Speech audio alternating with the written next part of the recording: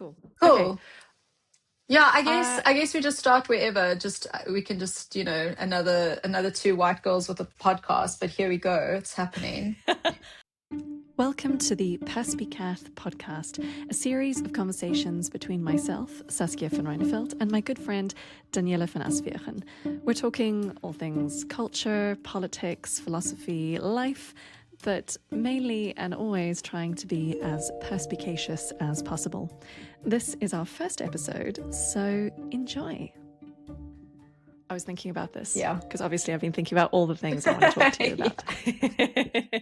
But I was like, this is needed, right? You've got the Konstantin Kissens and the Francis Fosters. You've got the Chris Williamson, the modern day wisdom. You've got Coleman Hughes. Like, I'm thinking of all the people that I listen to regularly, Andrew Gold, all of that. And I as I said to you, I feel like there's a dearth of women in this kind of podcast space, and again, also, like we've spoken about before, it's not that I necessarily care about that, but about it being the sort of just women. But I do feel like there is a problem with women. Like, what is going on with us? And I feel like this sort of thing that we can model, having these kinds of conversations about these sorts of topics, and also not being kind of experts at these things, is really important. Those are sort of my initial thoughts.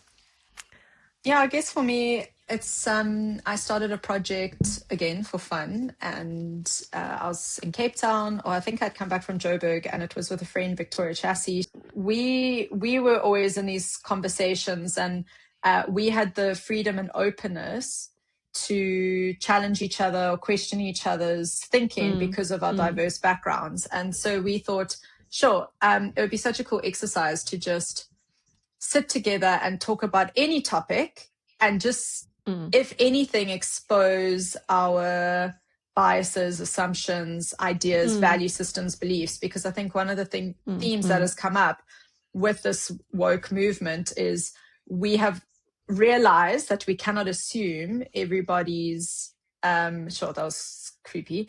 I know. I was watching the door open, being like, you?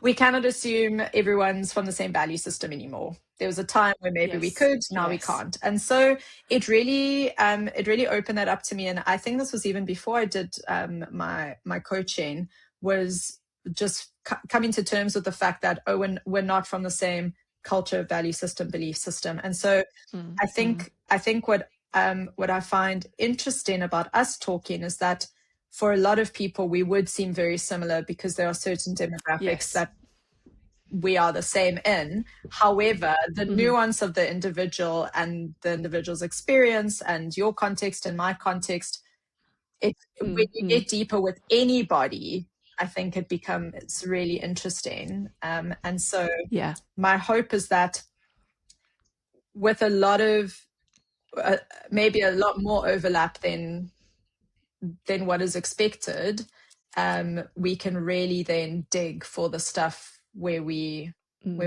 are very different or very similar. So I'm just looking forward to that. I think that what's nice about both of us is the openness. What's it? Openness to experience, that kind of aspect of our personalities. Off the charts on every Yeah. But it's more like, it's that like open-mindedness and curiosity, and the idea that we can both have a conversation about something and feel like, okay, it's possible that we don't necessarily agree in some ways, but we're both interested to understand where the argument goes, why it might be the way that it is. Maybe we do agree, but we could also be curious to understand how it, how it's being made from the other side. And then having this sort of space that we have where we're kind of confident and we have enough trust between each other to know that they're not these judgments that are going to be made. Because at the moment, it's so difficult. Like you were saying, okay, it's the value system, but I think there's also been such a kind of shutting down a conversation because there's labels put on people, and then people are terrified to say what they think or how they think. There's then this lack of trust within certain groups, or you're in a group and there's a sort of consensus of we all agree this thing or we all think this thing, and the and echo so then chamber. Exactly, the echo chambers, but also like this fear of then being misunderstood and misrepresented. And then people kind of suss out what they think is the accepted narrative. They go along with that because they want to stay part of the group. And then you start having, these little bubbles, and then people are less likely to explore different ideas. And then we start thinking that this is the common idea, that is the accepted idea. And if you think anything different, then you're going to be ostracized and so on. And then I think conversation shuts down. Then we stop looking for the truth. And my whole thing is to try to find what the truth is in something. And I think, coming back to the whole idea of value systems, that I believe that there is a fundamental truth in the world. I know some people are kind of, truth is subjective. Everybody has a different truth, blah, blah, blah, blah, blah. But I think I don't agree with that. I think that there is a fundamental truth. And then you and I think, are similar in the sense of being outward processing people. I live very much in my head. But to talk something out is the way that you make sense of something. It's like the way that you think about something. I can think through things in my head, and it's so easy in my head to be like, oh, you're totally right. Oh, that makes so much sense. That's such a great argument. Well, you don't hear the things your brain doesn't want you to hear. So this is the thing, and this is why I think the coaching experience is interesting, and the coaching background from both our sides is interesting, is that as you speak, you'll find yourself say, you won't actually quickly overlook that, because now it's out there and it's been said, and it's being curious into that subconscious blurt, as we call it, that subconscious blurt, and going, oh, there's obviously something there that has made its way out that I should probably take a deeper look at.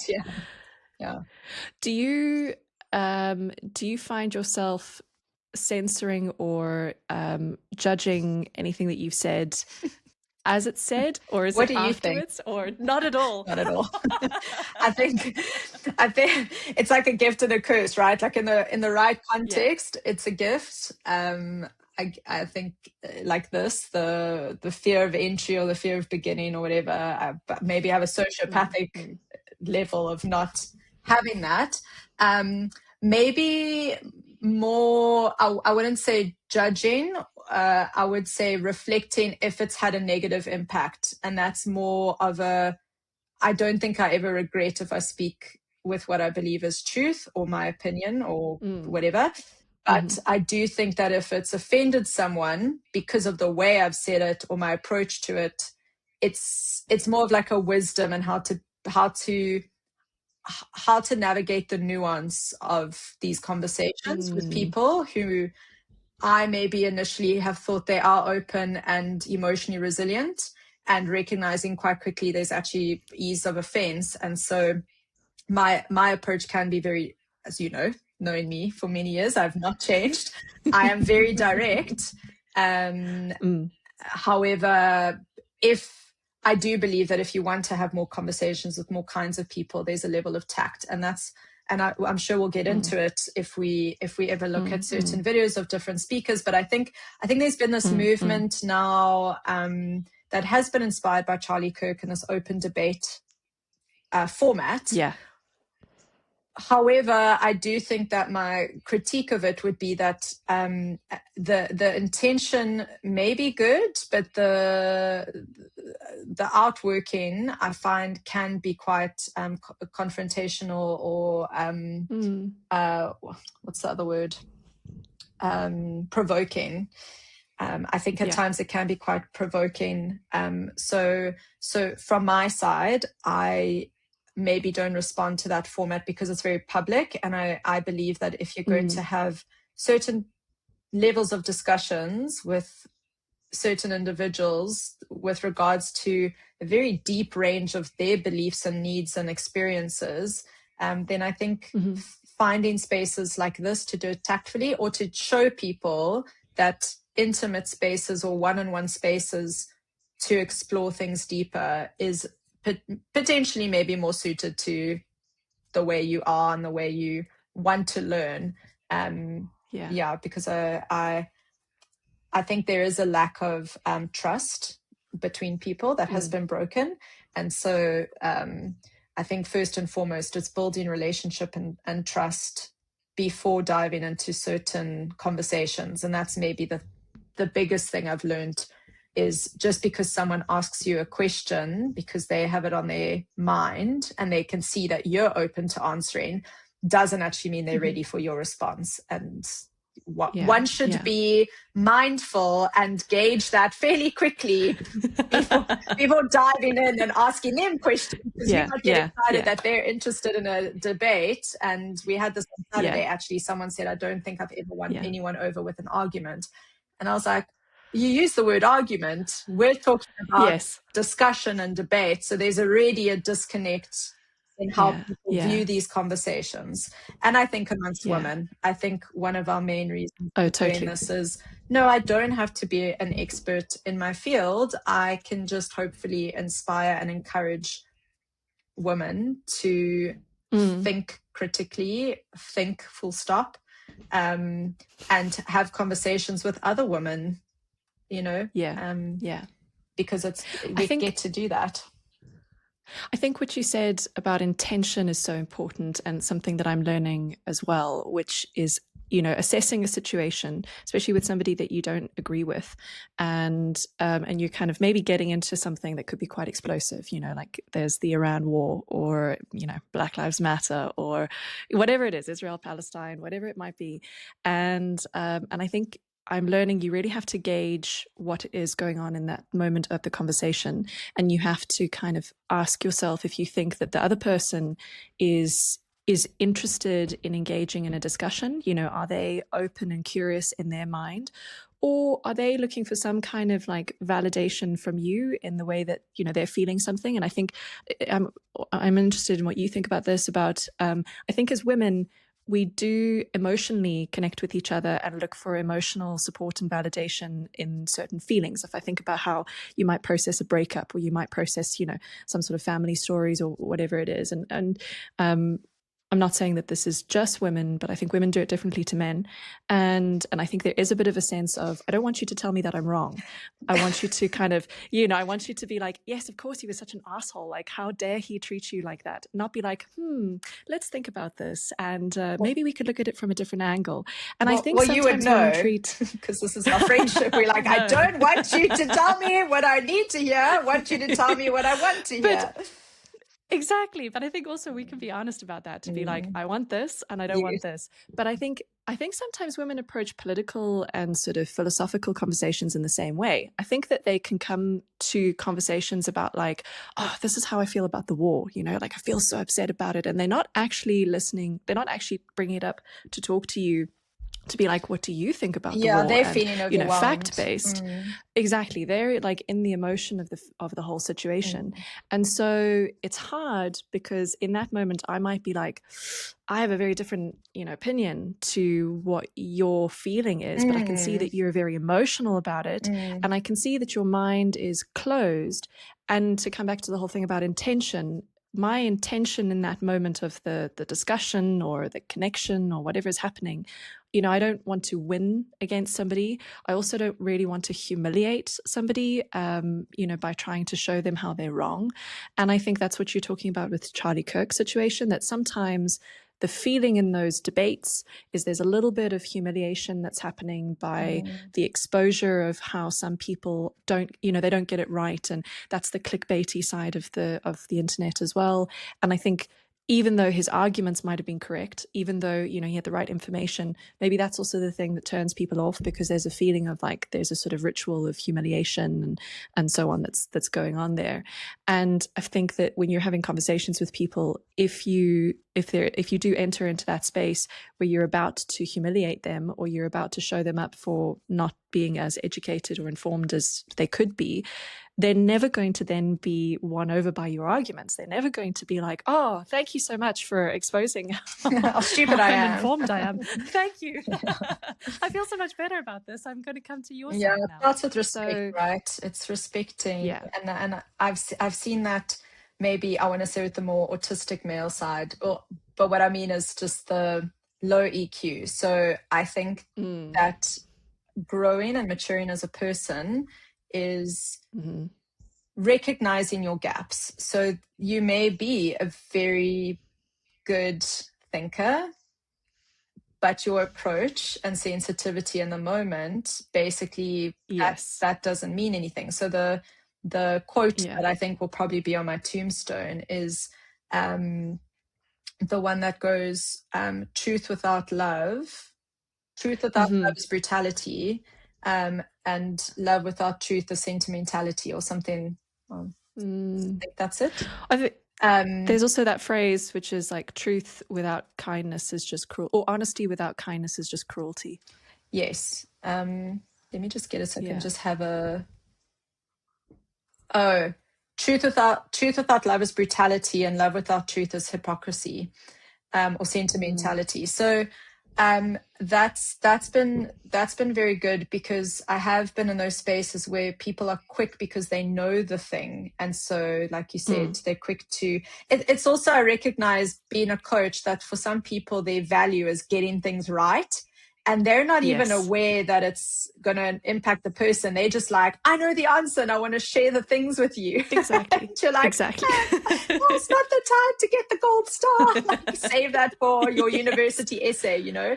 Yeah. So I think you're right. And maybe that's also part of bringing this to the space, is yes, there are many great minds who have the answers, and they've got the philosophical mindset to think through things in a very logical, rational way and expose truth, but also just demonstrating how to have conversations with sensitivity and curiosity and the soft skill stuff.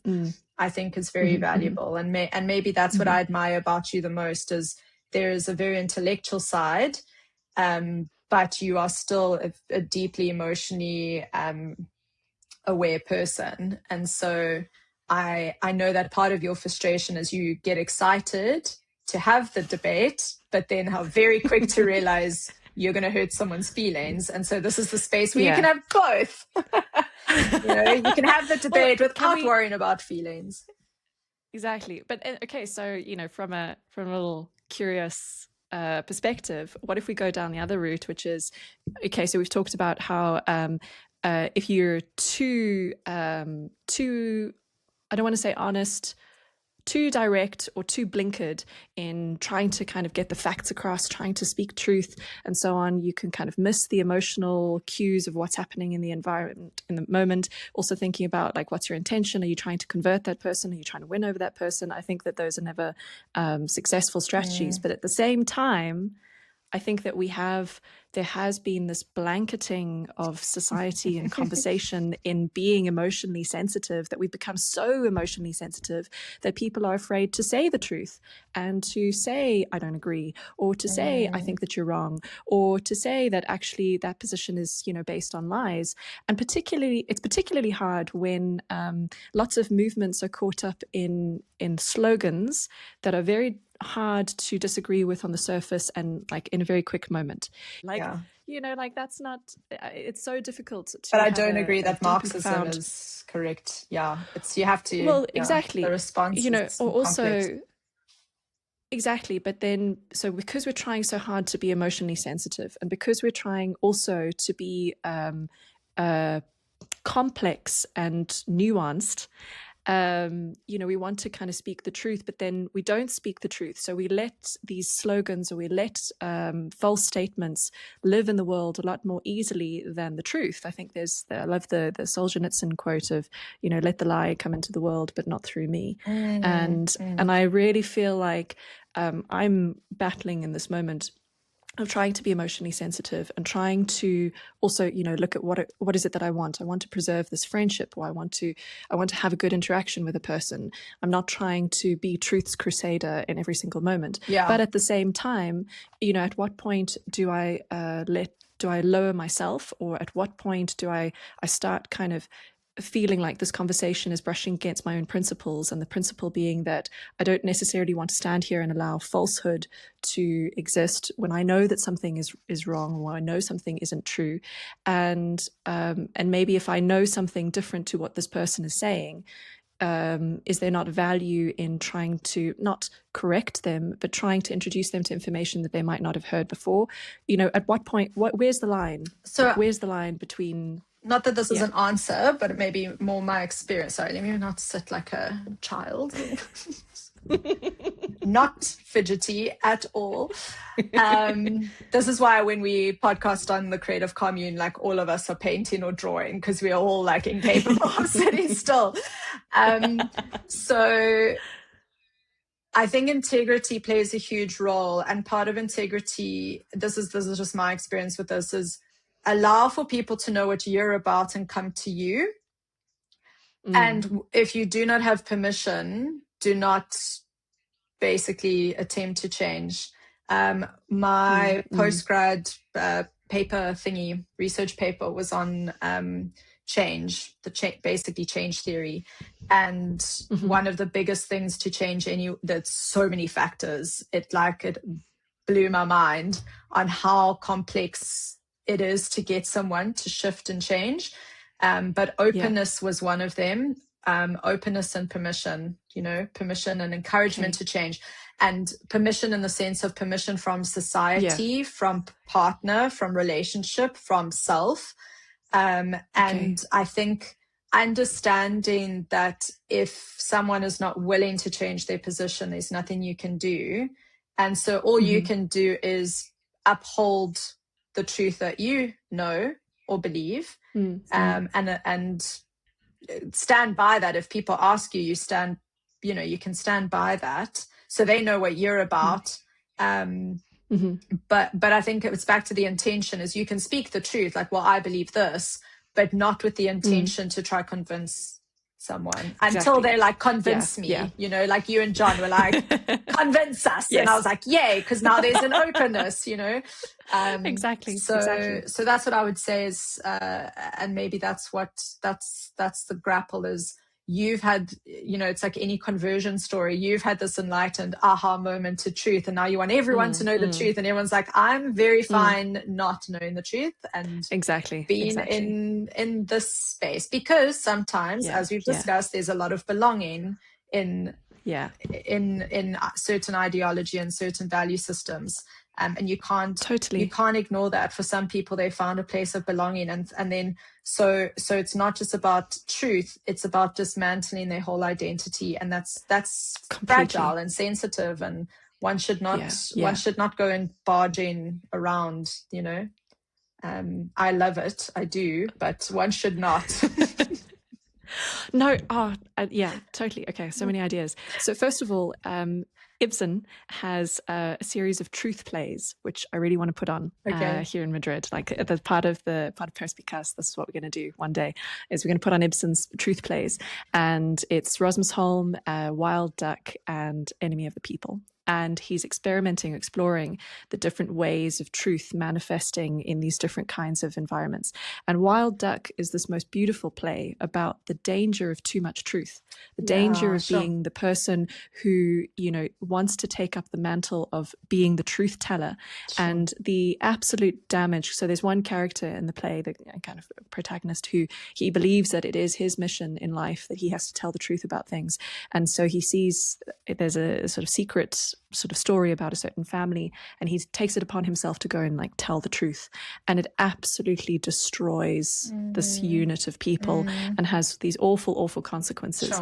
And so it's a really interesting thing. And then you have Enemy of the People, which is this whole story about a doctor who figures out that there's a poisoning of the water system in the town, and he tries to bring the truth to the people, but that water system is being used in these baths. There was a certain time in European society you'd go and take the baths. You'd go and and so it's bringing in a lot of money and bringing an economy to the town. So the townspeople don't necessarily want to hear that the water is poisoned.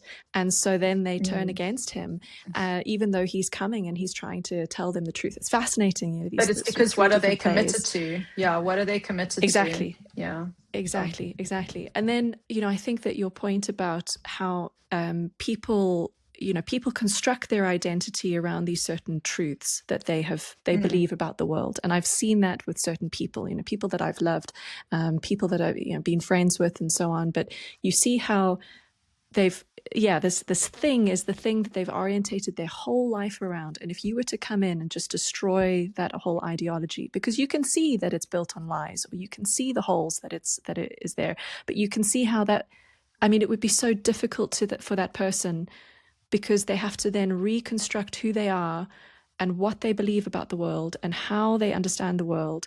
It would be this incredibly disorientating experience, and only they can actually go through that themselves. And it shouldn't be your job to try to come in and do that. I think that's more destructive. Yeah. So I had amazing mentors in my coaching education, I don't know what you'd call it, experience, but you have to do these like compulsory mentor sessions. And I was very much like, it is our duty to make people self-aware, and yes. She said something really interesting. She's like, too much self-awareness can be bad for a person. And it's a similar thing to what you're saying with the truth, is that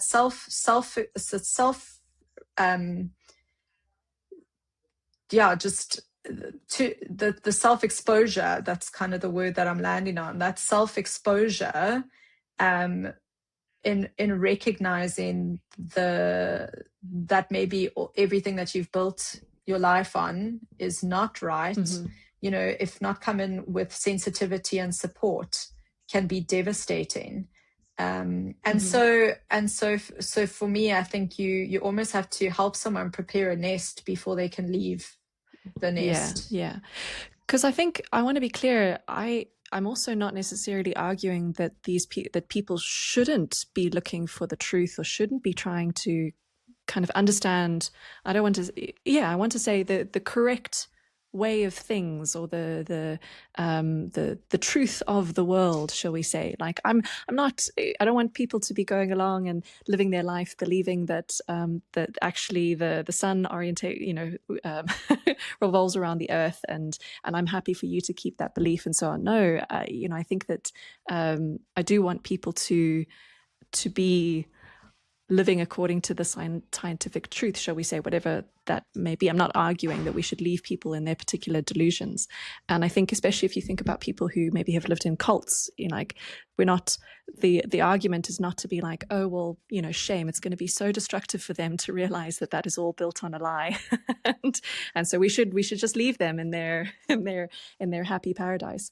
But I think, what you're saying is that, you can't just wrench somebody out of that and leave them flailing in the wilderness without any kind of way to rebuild their understanding. But then also, again, it's not or I don't see it as my job to be going and trying to rescue other people and so on. I wouldn't be so arrogant as to think that that's what I'm supposed to be doing, or that they have to do that themselves. You can provide, you can share. Your job, I suppose, is just to live your truth and to live as authentically yourself as possible. And maybe through that, you can help people to learn things that they might not have known before, or consider things they might not have thought about before. And that's, I think, I found the most successful way of changing people's minds or so on, to rather kind of not be like, I think that you're completely wrong and I think you should think this thing. Instead, to be like, that's so interesting that you think that thing. Have you thought about this? Because this is what I know from my particular experience. Which is what this is, right? This is exactly, part of our heart. Exactly. Is, may people seeking find this and hear something that resonates with a deep part of them, and may they be on a journey towards the good truth. So that, that's it. It's I think when we spoke about starting this, it was just like, can we just have more like Amala and Yes. Just stuff to listen to, actually, that is just good and truthful. It doesn't have to be overly produced and sophisticated, but if I have to watch one more interview with an OnlyFans, I just, I think I said this to you. I was like, the men had Jordan Peterson. Like, where's our version of that? And I mean, I did say Brene Brown for some, but it's also just like a type of personality thing. I haven't actually ever, I constantly hear Brene Brown, never encountered anything. And I'm just accepting that as like, maybe not my person. But that's effectively the space that I think we want to come into, is like, hey, this is what female maturity looks like. It's to steward what you have been given and consider the world and your responsibility for it and to it, and how to just do life well by thinking about the impact that you can have in the way that you show up, whether that's in a really small environment or on a global scale.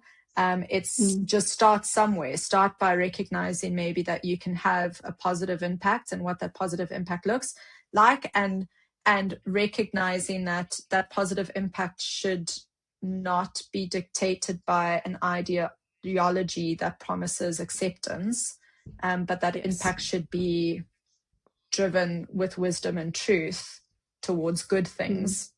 And start questioning what does good mean, like objectively. I also, because I think, there is a problem with women particularly being more on the left political spectrum. I think there's an article recently put out in the New Statesman, and I actually need to go and read it, but it's into this deep dive of like the big gaps that are happening between men and women. And I think that it's really important to show that, not just to show, but to embody being women who are maybe, that's the thing. I don't know how we would each kind of define ourselves politically.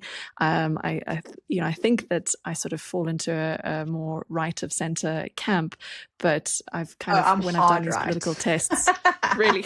When you've done the test, I haven't done a test. What have you landed on? I'm like center left, cool. Which is hilarious. Cool. Yeah, but all of my opinions at the moment fall into these right-wing camps, or even, far right, whatever it is. But, with the Overton window shift, I think that the left has run so far off the cliff that anybody who might have been kind of center left is now sitting in the right and being like, so the scale has shifted, but traditionally based on more reasonable parameters, you'd be left middle, not middle left. But I also feel like being women, like as we are, and I don't think, we're not the Candace Owens who are also running off of their own particular cliff on the other side, and being kind of sensitive, emotionally open, being artistic. Neither of us are coming from these extremely scientific, mathematical, legalistic perspectives. We're coming from the arts, which is also extremely left-wing. And we can talk about this another time, about why we might think that those particular people seem to find themselves in that camp. What is it that they're drawn to in that space? But somehow I think, being able to be here as two women in our 30s in also kind of different life situations, and being able to model that you can, there are women that are in this kind of central space and are thinking differently about things, where maybe the normal female perspective, or their environment is more, and like very pro, so both of us being very pro capitalism, for example, being pro free markets, being entrepreneurial. And I wonder also, because we have the similarity of being only children, father. Whole different podcast, yes. Strong father figures, yes. Strong father figures, but also both of our fathers were entrepreneurs, ran their own businesses. True. And both of our fathers, I think, were also very kind of cultured, educated people. And because we had that relationship with them, I think we were always brought up, both of us, in the sense of talking freely and discussing ideas. And the dinner table was, was always invited my opinion. I was always kind of encouraged, and debating my father was quite. Yeah, you don't realize how much you don't know about literally anything until everything. Yeah. And then he's there being like, using the Socratic method the entire time, which is so irritating. Well, in 1882. No, he'd be like, well, why did you think that? And why do you think that? And why do you think that? And you're like, oh, look at me, I'm making such great arguments. And then he gets to a certain point and he's like, but do you see how this doesn't quite fit because you said this at the beginning and then this and then. Yeah, so we've had training. So, exactly. But I think, being able to be like, look, not every woman of our particular age group is actually sitting in this particular camp. And to be able to be brave enough to go, I'm also not in this kind of crazy land over here, thinking that we need to be living extreme trad wife. My husband is the one who should vote and women shouldn't have rights anymore. And, all of that kind of space. I think also the fact that we are South African, and I think that out of anyone in the world, we know what racism looks like. And and so we can talk about these things and have a kind of balanced, or hopefully balanced. I know some people would probably be like, you are MAGA. Yes. Fascist. Balanced for us. I think balanced for us. And exactly. Yes. We can only do what we can do with our own context and our own understanding. But exactly. However we approach it, the intention is to explore and to be curious and to just the exercise of thinking. That's all. Well, exactly. And for me, the main thing is to be able to think out loud, and through the thinking, be able to find a way to what the truth of the situation might be, to be perspicacious. I was going to say, and drum roll, that leads us with the introduction to the show, whose name is the Perspicaz Podcast. Yeah, love that. Yes. So this is fun. This is an Easter egg first episode, pilot edition. It can only go up from here. The important thing is to start and to continue to be perspicacious. So I'm really looking forward to more chats with you, Sas. And I know you have a million side quests now. But always. But for now, if you're happy for this to tie in, I can. This is so exciting. Yeah. For now, just to say, I just look so forward to these discussions for us and for anyone who will listen. And from your side. Yeah, completely. I think I'm just excited to be living more authentically and expressing more of myself outwardly, instead of keeping everything in my head and keeping everything kind of hidden and quiet. And I think that the more people are emboldened and encouraged to do that, I think the better things will be and the better life will be. So, and I'm excited to do it with you. I know. So, yay. Thank you for listening to the Perspicaz Podcast, and that was our first episode. We hope you enjoyed it, and we hope that you will join us for the next one. Bye for now.